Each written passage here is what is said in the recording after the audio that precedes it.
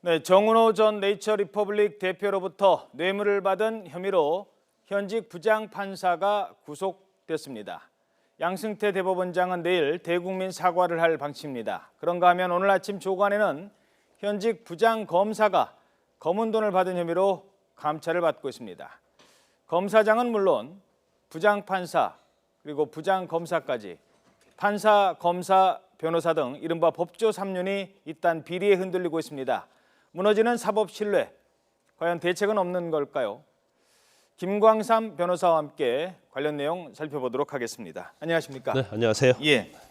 자, 먼저 부장 판사죠. 정은호 전 네이처리퍼블릭 대표로부터 금품 수수 혐의로 뇌물 수수 혐의로 결국 부장 판사가 구속이 됐습니다. 구체적으로 어떤 혐의를 받고 있는지 정리를 해보죠. 예, 저희 인천지법에 근무하는 김모 부장판사인데요. 예. 일단 처음에 한 1억 원 정도를 금품 수수한 의혹, 그다음에 SUV 차량을 시가 한 7천만 원인데 5천만 원 정도 산 걸로 유장을 했다가 네. 5천만 원 다시 돌려받았어요. 렌지로버 차량이요. 그렇죠. 그러니까 렌지로버를 완전히 뇌물로 받은 거라고 볼 수 있는 거죠. 또 같이 또 베트남 여행도 갔다 왔고요. 또 부의금 명목으로 한 500만 원 정도 받은 그런 혐의 여러 가지로 되어 있는데 또 그중에 하나가 네이처 리퍼블릭에서 미인대를 후원했거든요. 예. 근데 거기에서 그 김모 부장판사의 딸이 1위를 했어요. 그래서 여러 가지 혐의가 상당히 많습니다. 예. 그러면 그 뭐 대가라고 할까요? 그러면 뭐 부탁을 한 게 있었을 거 아니에요? 정은호 대표는 이 김수천 판사한테 뭘 부탁했나요? 일단 정은호 대표는 그 해외 원정 도박으로 해서 구속이 됐지 않습니까? 예. 그래서 도박을 해서 하면서 이제 1심에서 실형을 받고 항소심에서 좀 감형이 됐는데 예. 그 과정에서 담당 부장한테 부탁을 해서 좀 형을 좀 줄이려고 보석을 예. 또 허가를 받으려고 하는 그런 시도를 했던 것으로 보이고요. 예. 그다음에 두 번째는 이 부장 판사가 그 네이처 리퍼블릭 상표를 도용한 사건을 맡고 있었어요. 직접 관련된 사건을 맡아 있었군요. 그런데 1심에서 형이 집행유예로 2명이 집행유예로 해서 항소심에 왔는데 항소심을 맡고 있었는데 항소심에서 실형을 선고했어요. 더 올라갔군요. 그렇죠. 어떻게 보면 정은호 대표 어떤 네이처 리퍼블릭 회사를 위해서 좀 강하게 더 엄하게 처벌한 거죠. 근데 그 전에 사건에 있어서는 예. 1심에서 실형받고 온 사건에 대해서는 오히려 형을 감경을 해줬거든요. 보통은 그런 경우가 많은데. 그렇죠. 그래서 이제 검찰에서는 이러한 사건 무마 청탁으로 돈을 받고 이렇게 사건에 대해서 정은호 전 대표 회사를 위해서 판결을 해준 것이 아니냐 이제 그렇게 생각하고 있고요. 또 이 돈 받은 거에 대해서는 뭐 그전엔 부인했었습니다만은 김모 부장 판사가 이제 다 인정을 하는 것으로 그렇게 알려져 있죠. 자, 결국 그 구속된 이후 대법원이 입장을 지금 밝히고요. 네. 그다음에 전국 법원장 회의가 소집되고 내일이죠. 그 양승태 대법원장이 아마도 사과문을 발표할 것으로 이렇게 알려지고 있는데 상당히 이례적인 일이죠. 어떻게 보십니까? 일단 뭐 대법원장이 사과문을 발표한 것은 2006년도에 처음 있었습니다. 예. 그 당시에 법조 브로커 김응수 씨 사건과 관련이 있었는데 서울의 고법부장 판사가 뇌물을 한 1억 정도 받은 걸로 구속이 됐었어요. 예. 근데 그때만 해도 뭐 이렇게 판사로 있는 게 구속은 아니고 사표로 되면 수리가 됐었거든요. 그렇죠. 그때는 이제 일단 그렇죠. 수리를 해주는 분이겠지만 요즘 이제 수리를 하지 않습니다만 그렇죠. 그래서 사표 수리한 이후에 구속이 됐을 때 그때 이홍훈 대법원장이 사과를 한 적이 있습니다. 굉장히 뭐 10년 만에 이루어지는 걸로 볼 수 있는 거죠. 결국은 10년 전에 사과를 하고 같은 비슷한 사안으로 사람만 바뀌었을 뿐이지 또 사과를 하는 그런 일이 반복됐다. 네네. 그러니까 국민들 입장에서는 과연 뭐가 나아졌지 10년 전과 그때 사과할 때랑 지금이랑 이런 생각이 들 수밖에 없는 것 같아요. 그렇죠. 근데 이제 법조와 관련된 비리가 터질 때마다 항상 땜질식으로 뭐 제도도 개선하고요, 뭐 감찰도 더 하겠다고 했는데 결국 나아진 게 없는 거예요. 그래서 이제 최근에 이제 법조 관련된 특히 이제 정은호 게이트와 관련돼서 이제 법조에 어떻게 보면 민낯이 다 드러났다고 보고 있어요. 그래서 이 부분에서 이제 대법원도 마찬가지고 검찰도 마찬가지고 이제 어떻게 제도적으로 더 갖춰야 할 것인가에 대해서 고민을 해야 할 때라고 봅니다. 예. 그 다음 사람 이제 다른 사례 얘기하기 전에 이 얘기를 하면 이 부장 판사 같은 경우 김수천 그 부장 판사 같은 경우에 이런 일이 흔한 겁니까? 그러하지는 않죠.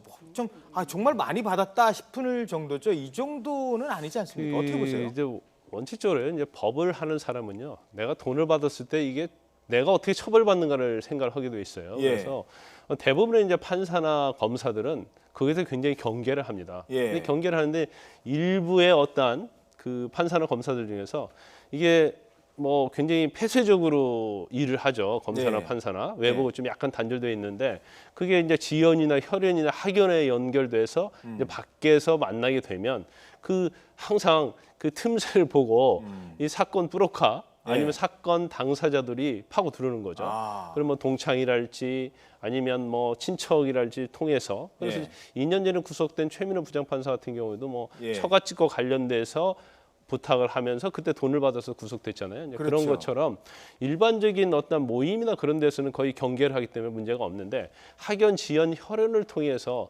사건 청탁을 하면 거절하기도 어렵고 또 그 과정에서 금품을 오가면서 이런 법조의 비리가 상당히 많이 생기고 있는 거죠. 그러니까 뭐 판사 입장에서는 그래도 여기까지 왔고 본인이 정말 정의를 지키겠다고 이 직업을 택했는데 그러니까 뭐 아무나 만나면서 뭐 밥 얻어먹고 골프 치고 뭐 돈 받고 막 그렇게 막 살지는 않을 것 같아요. 네, 그런데 맞습니다.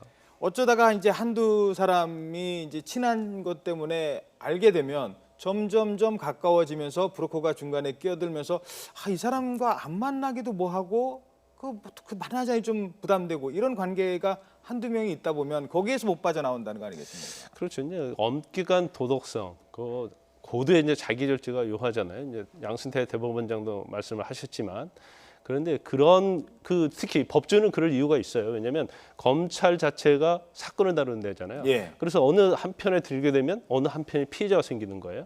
또 판결 자체가 잘못되면 어느 한 사람의 인생을 완전 망칠 수가 있는 그렇죠. 거거든요. 그렇기 때문에 고도의 양심과 도덕성이 필요한데 이제 이런 걸 저버리는 판사나 검사가 간혹 나오는 것은 어떤 사회적 우리의 구조의 시스템도 어느 정도 영향이 있다고 보는 겁니다. 그렇죠.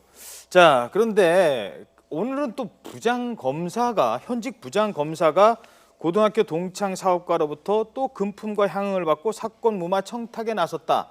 이래서 지금 대검찰청이 감찰에 나섰다. 이런 보도가 나왔었고 지금 감찰 나선 거는 확인이 된 것 같아요. 네네네. 어떻습니까? 근데 이 부장판사는 지금 이제 검찰청에 근무하는 게 아니고 검찰에서 이제 파견을 합니다. 그래서 외부 금융기관에서 파견 근무를 하고 있는데 예. 이제 고등학교 동창이 사건 무마를 좀 부탁을 하죠. 그래서 그 과정에서 500만 원과 1,000만 원이 갑니다. 예. 그런데 이 이제 고등학교 동창생의 혐의는 뭐냐면 본인의 회사 돈 15억 원을 횡령하고요. 예. 또 거래처 회사에 한 50억 정도 사기를 친 거예요.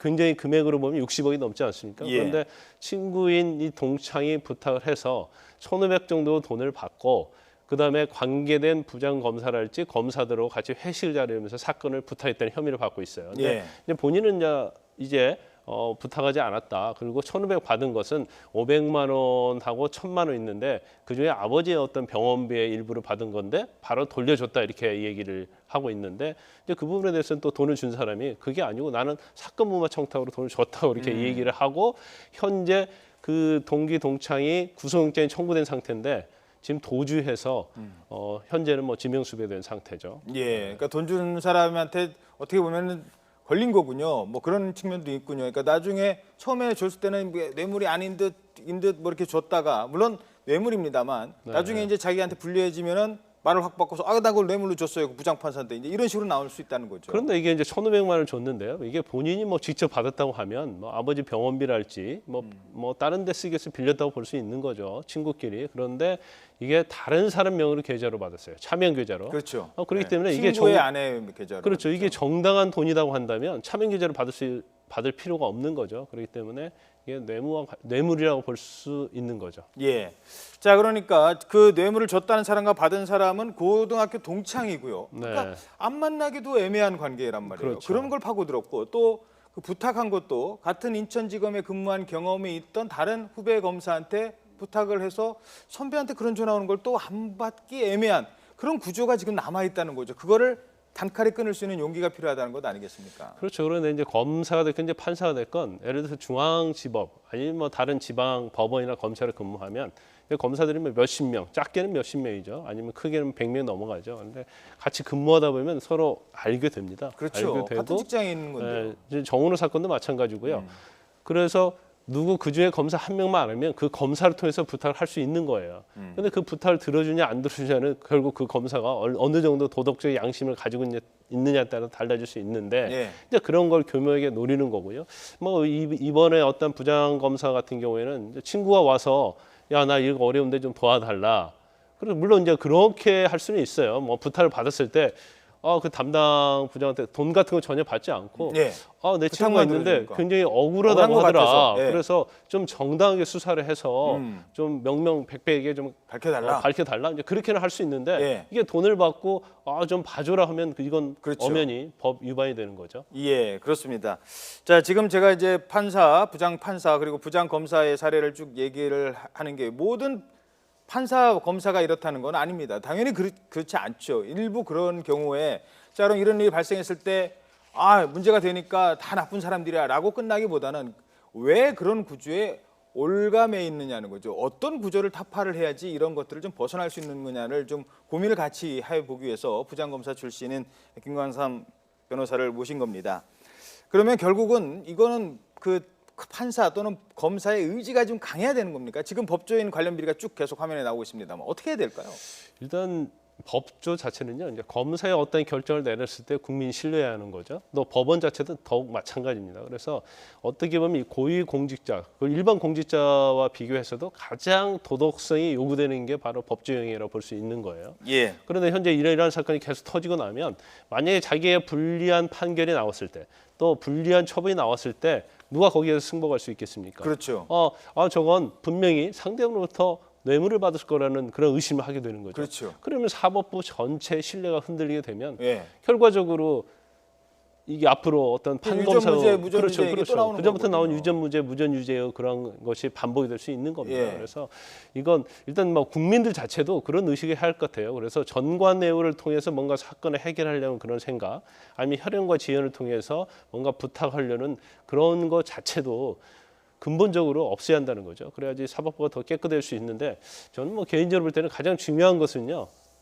판사와 검사의 양심이죠. 예. 헌법에서 양심의 자유를 특히 법조계의 양심의 자유를 굉장히 엄격하게 요구하잖아요. 그래서 그게 제일 중요하고 두 번째는 사실 어떤 비리가 있을 때는 돈과 관련된 부분이거든요. 예. 그래서 재산 부분이랄지 그런 거에 있어서는 굉장히 감찰이 엄격해야 한다고 봅니다. 판검사들의 어떤 재산 관계 이런 그렇죠. 변동성 이런 예. 것들. 그다음에 두 번째는 그러한 비리가 밝혀졌을 때는 굉장히 일반 국민에 비해서는 아주 엄하게 처벌을 해야만이 이런 것들이 근본적인 대책이 될 수 있지 않나 그렇게 봅니다. 예. 뭐 요즘에 공직자 비리 수사처 공수처 얘기도 막 나오고 있습니다만 그 전에 일단 이런 일이 발생을 했을 때 정말 내가 판사고 내가 검사고 내가 변호사인데 과연 이 법조 비리를 없애기 위해서 스스로 무슨 노력을 하게 되고 어떤 만남을 갖고 어떤 만남을 갖지 않아야겠다는 그런 판단은 좀 할 수 있을 것 같아요. 그런 거라도 좀 먼저 해 나가야 되지 않을까라는 생각이 좀 듭니다. 그렇습니다. 본인의 어떤 양심에 관한 문제겠죠. 예. 그래서 다 그게 그런 게 제일 아니죠. 중요하다고 봅니다. 그렇죠. 예. 주식해서 뭐 대박 나고 남한테 뭐 외제 승용차 받고 심지어 자기 딸이 미인대 나가서 상 받고 이런 사람들은 많지 않거든요. 그걸 어느 순간 도를 넘어서는 순간 이제 걷잡을 수 없이 그렇게 커지는 것 아니겠습니까? 그리고 일단 한번 발을 담궈 놓으면 그게 약점이 되는 거예요. 아하. 그래서 상대방이 계속적으로 요구하면 응할 수밖에 없는 거고요. 예. 또 그 과정에서 어떻게 보면 그거 자체가 어떤 불로소득이잖아요. 그래서 그렇죠. 쉽게 얻는 예. 그러한 것들에 안주를 한다랄지 아니면 뭐 지금 이번에 김 부장 판사 같은 경우도 해외여행 같이 갔지 않습니까? 근데 해외여행 가면 자기 돈 내고 가는 거죠. 그렇지만 기업가를 끌어들여서 기업가가 해외여행 경비를 다 되고요. 예. 모든 걸 다 공짜로 하려는 그러한 사행적인 그러한 마음들이 이런 비리를 촉발하지 않나 싶습니다. 그렇죠. 이런 정말 큰 비리의 첫 시작은 겨우 만나서 밥 한 끼 먹고 뭐 죄송한 표현입니다만 뭐 용돈 한두 푼 받았다고 본인이 생각을 하고 이 정도는 괜찮겠지라고 시작하는 것부터 문제의 발단이 되는 것 아니겠습니까? 그렇죠. 이제 경우에 따라 이제 사람마다 다르겠지만 어떤 검사 판사라고 하면 부탁을 받았을 때 그 단호하게 거절할 수 있는 그런 마음가짐이 돼 있어야 하는 거죠. 그런데 그런 부탁을 받았을 때 어떻게 보면 내가 힘을 발휘할 수 있다 아하. 그런 생각을 하게 되면 그런 것들이 결과적으로 이러한 범죄나 비리를 만들게 되는 원인이 될 수 있다고 보는 거죠. 알겠습니다. 네, 뭐 검사 출신이고요. 현직 변호사신데 뭐 법조계 현안에 대해서 아주 명쾌한 답변, 솔직한 답변 잘 들었습니다. 김광삼 변호사였습니다. 오늘 말씀 고맙습니다. 네.